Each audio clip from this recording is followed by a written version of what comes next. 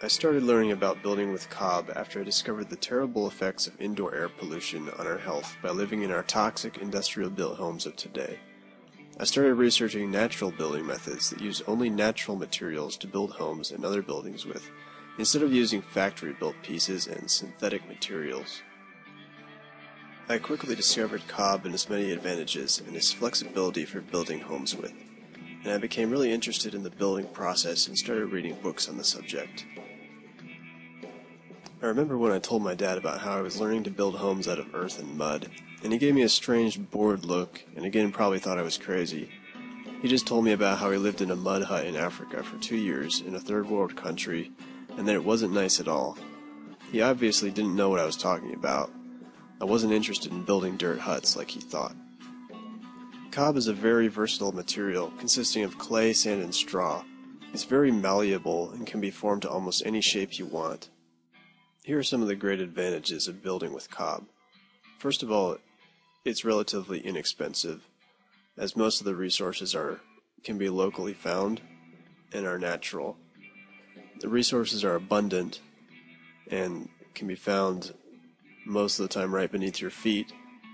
The constructions are energy efficient, using passive solar heating.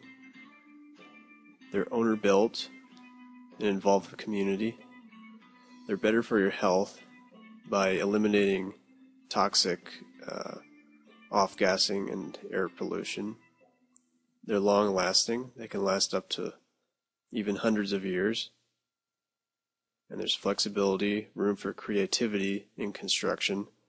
They're virtually fireproof, termite-proof, and they have strong earthquake resistance. This is the UBC Earthquake Engineering Laboratory, and they're doing a test right now. This is they're recording data actually from the sensors that are on the roof, different forces. And this earthquake that they're putting it through right now is actually about magnitude 7.2 on the Richter scale, and it was a quake that happened in the Mojave Desert in California. Just for some reference, the big one that they're expecting here in Vancouver is going to be about a 9. So this one here is about 7. It's a little shallower and closer to the surface, so it's a bit different than what we can expect out here. But it gives us a bit of an idea how Cob might perform under the similar sort of thing. Yeah.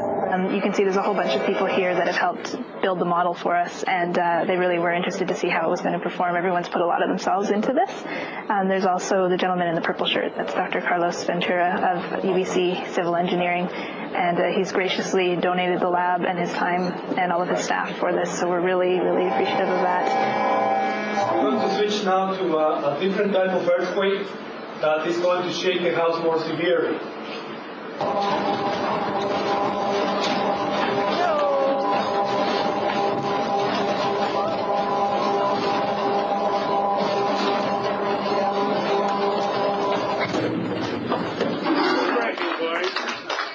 That's about 2 Gs of acceleration there. 2 G, is that typical of quakes? That's a very extreme level of shaking. We have seen 2 Gs in certain earthquakes, so it's not unusual to see that, but very extreme, right? And are we going to see 2 Gs here in BC?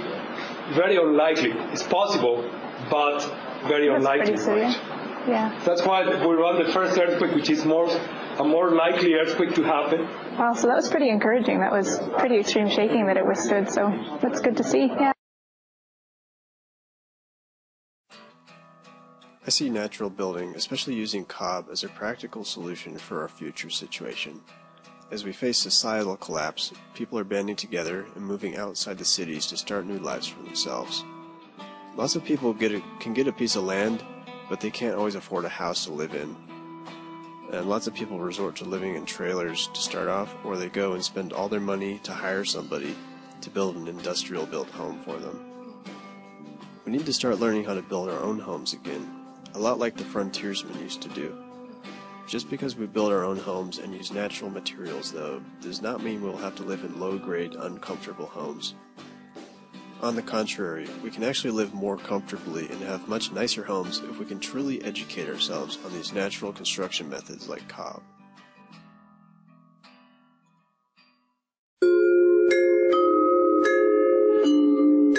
Most people on the planet have always and still do build their own homes with natural materials. There's some of us who are used to an industrial consumer context where that's not true. I think that that's a temporary situation, and I think that the situation in which heavily processed, highly industrialized, very energy-intensive materials are available relatively inexpensively, that situation is going to change. As energy becomes more expensive, as materials become more expensive, it's going to just make simple economic sense for people to be building with clay and straw. Looking at what's about to come down the pike in the near future, Cob and natural building techniques offer a great solution. Industrial-made consumer resources won't be available like they are today.